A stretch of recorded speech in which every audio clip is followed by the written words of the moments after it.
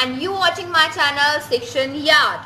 This is a place where you have a chance to get good rank in B.Ed Entrance Exam 2020. तो आज हम start करेंगे polity, जिसका review मैंने आपको कल दे दिया था। इंट्रोडक्शन में चैप्टर्स भी बताए थे, टॉपिक्स बताए थे जिन्हें जो B.Ed के एग्जाम्स में जिनसे रिलेटेड क्वेश्चंस आते हैं। तो सबसे पहले स्टार्ट करते हैं कॉन्स्टिट्यूशनल डेवलपमेंट और development of constitution in India, यानी कि इंडिया में कॉन्स्टिट्यूशन आया कैसे, उसका डेवलपमेंट कैसे हुआ, ब्रिटिश ईस्ट इंडिया कंपनी कब आई, ये सब हम डिस्कस करेंगे इस टॉपिक के अंदर।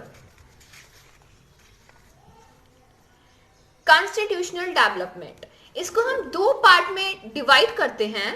पहले डिवाइड करते हैं हम 1600 से लेके 1858 तक एंड देन 1858 से लेके 1947 तक। इसे मैं डिवाइड क्यों कर रही हूँ, क्योंकि 1600 1858 तक जो हमारा डेवलपमेंट था कॉन्स्टिट्यूशन का, वो under the governance of British East India company, यानी ब्रिटिश ईस्ट इंडिया कंपनी के हाथों में था हमारे इंडिया का डेवलपमेंट कॉन्स्टिट्यूशन का। उसके बाद इंडियन गवर्नमेंट एक्ट 1858 के तहत जो डेवलपमेंट है वो ब्रिटिश क्राउन के हाथ में चला गया। अब ब्रिटिश क्राउन क्या है ये आपको समझना है। तो ब्रिटिश क्राउन क्या है, ये वर्ड है ब्रिटेन में जब ब्रिटिश ईस्ट इंडिया कंपनी बनी तो उस समय जो ब्रिटेन की क्वीन थी वो थी एलिजाबेथ फर्स्ट। तो हम एक तरह से कह सकते हैं कि पूरा हमारा जो डेवलपमेंट जो संभाला, जो गवर्नेंस किया, वो ब्रिटेन में हुआ, यानी ब्रिटेन गवर्नमेंट के द्वारा किया गया, या इसी को हम बोल देते हैं ब्रिटिश क्राउन। तो don't confuse between British East India company और ब्रिटिश क्राउन। वो एक कंपनी है और वो पूरा एक ब्रिटेन का शासन है, ब्रिटिश क्राउन। पहला आता है 1600 charter act. What is it? 1600 charter act क्या है? तो सबसे पहले हम देखेंगे सन 1600 में, यानी 1600 में ब्रिटिश ईस्ट इंडिया कंपनी का स्टेबलाइजेशन हुआ, यानी कि ब्रिटेन में ब्रिटिश ईस्ट इंडिया कंपनी बनी और जो ब्रिटेन की क्वीन थी एलिजाबेथ फर्स्ट, उन्होंने एक एक्ट बनाया, एक्ट तैयार किया जिसका नाम था 1600 चार्टर एक्ट। वो क्या था? उसमें ये था कि राइट्स दिए गए ब्रिटिश ईस्ट इंडिया कंपनी को कि वो बिजनेस कर सकते हैं, व्यापार कर सकते हैं ईस्ट कंट्रीज में जाके फॉर 15 ईयर्स। तो rights of business to British East India company in East countries for 15 years. तो ये तो था 1600 चार्टर एक्ट के अंदर। फिर है 1608। ये डेट क्यों इंपॉर्टेंट है? इस दिन क्या हुआ? अराइवल हुआ इस सन में अराइवल हुआ ब्रिटिश ईस्ट इंडिया कंपनी का इंडिया में, या फिर कह सकते हैं stabilisation of British East India company in India. एक और चीज मैं यहाँ पे ऐड करूंगी, वो ये है कि उस समय जो शासन था वो मुगल एम्परर का था, और जिसका नाम था जहांगीर। जब ब्रिटिश ईस्ट इंडिया कंपनी आई, जब शासन था जहांगीर का, और at the time of formation of British India company जो शासन था वो था अकबर का। अब आते हैं ब्रिटिश ईस्ट इंडिया कंपनी का मतलब कितने पैसों में बनी या क्या लागत लगी उसमें। तो 30,133 पाउंड लगे उसमें, जिसमें मेंबर्स थे 217। अब भाई कोई भी कंपनी बनी है तो उसको गवर्नेंस करने के लिए एक काउंसिल चाहिए होगी जो मतलब उसे चला सके। तो उन्होंने क्या किया, उसकी गवर्नेंस के लिए एक काउंसिल बनाई जिसका नाम रखा गवर्नर एंड इट्स असेंबली, या फिर उन्होंने कह दिया कोर्ट ऑफ डायरेक्टर्स या बोर्ड ऑफ डायरेक्टर्स। अब उसके अंदर क्या था? एक गवर्नर था, एक वाइस गवर्नर था और 24 अदर मेंबर्स थे, प्लस 217 मेंबर्स थे। नेक्स्ट आता है 1726 चार्टर एक्ट। चार्टर को हम राजलेख कहते हैं हिंदी में, और इसके अंदर क्या था? 1726 एक्ट के अंदर जो बंगाल, मुंबई एंड मद्रास के जो ब्रिटिश गवर्नर्स थे इन जगहों के, उनको राइट मिल गया कॉन्स्टिट्यूशन बनाने का। उससे पहले जो राइट था वो किसके पास था? ब्रिटेन के पास। लेकिन अब उन्होंने क्या कर दिया, जो उन्होंने गवर्नर्स बना रखे थे बंगाल, मुंबई, मद्रास के, उन्हें कुछ राइट मिल गया कि वो कॉन्स्टिट्यूशन में कुछ हेल्प कर सकते हैं। नेक्स्ट आता है हमारा, इट इज वेरी इंपॉर्टेंट, इससे क्वेश्चंस आए भी हैं, 1773 रेगुलेटिंग एक्ट। ये क्या है भाई? ब्रिटेन पीएम थे उस टाइम लॉर्ड नॉर्थ, उन्होंने एक सीक्रेट कमेटी बनाई जिसके तहत उन्होंने एक एक्ट निकाला 1773 रेगुलेटिंग एक्ट। अब इसके अंदर क्या क्या हुआ ये हम पढ़ते हैं।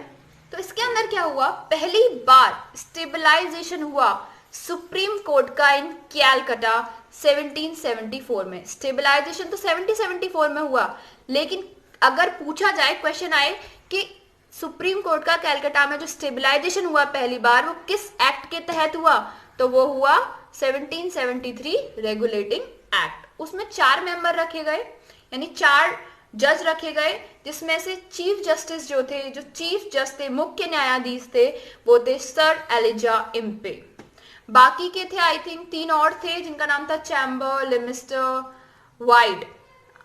लेकिन आपको ये ध्यान रखना है कि फर्स्ट चीफ जस्टिस कौन थे जब पहली बार सुप्रीम कोर्ट कैलकाटा में स्टेबलाइज हुआ तब।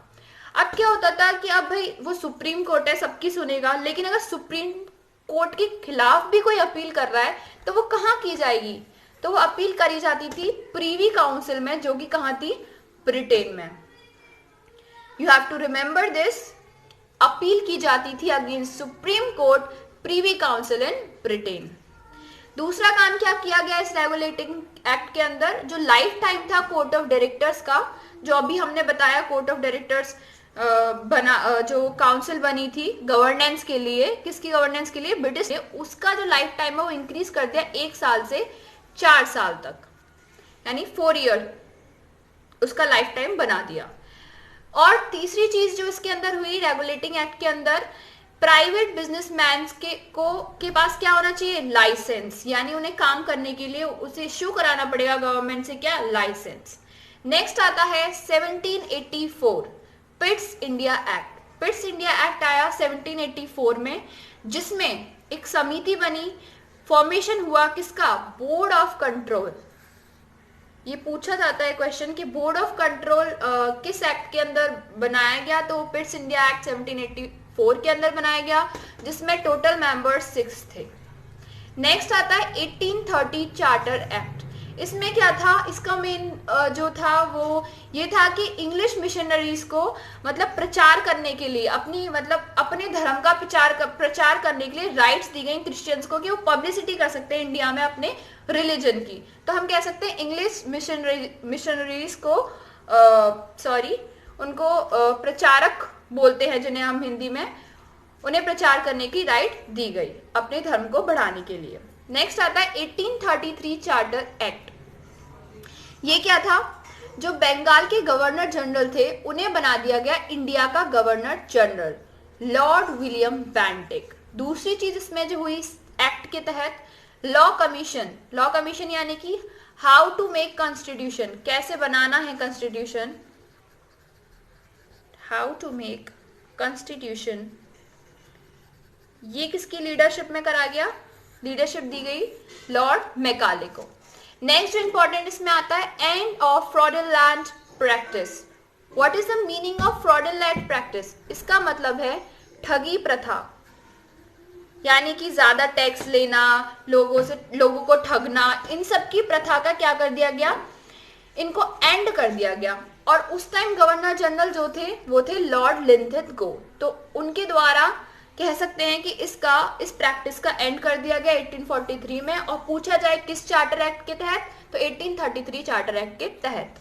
नेक्स्ट आता है 1853 charter act. This was the last charter act, जो कि जब लास्ट चार्टर एक्ट था जब हमारा डेवलपमेंट किसके हाथ में था, ब्रिटिश ईस्ट इंडिया कंपनी के हाथ में था। इसमें कुछ लेजिस्लेटिव वर्क किए गए, इसमें से ज्यादा नहीं पूछा जाता। थैंक यू गाइस, अगर आपको समझ में आए तो हमारे चैनल को ज़्यादा से ज़्यादा सब्सक्राइब करें, लाइक करें और शेयर करें।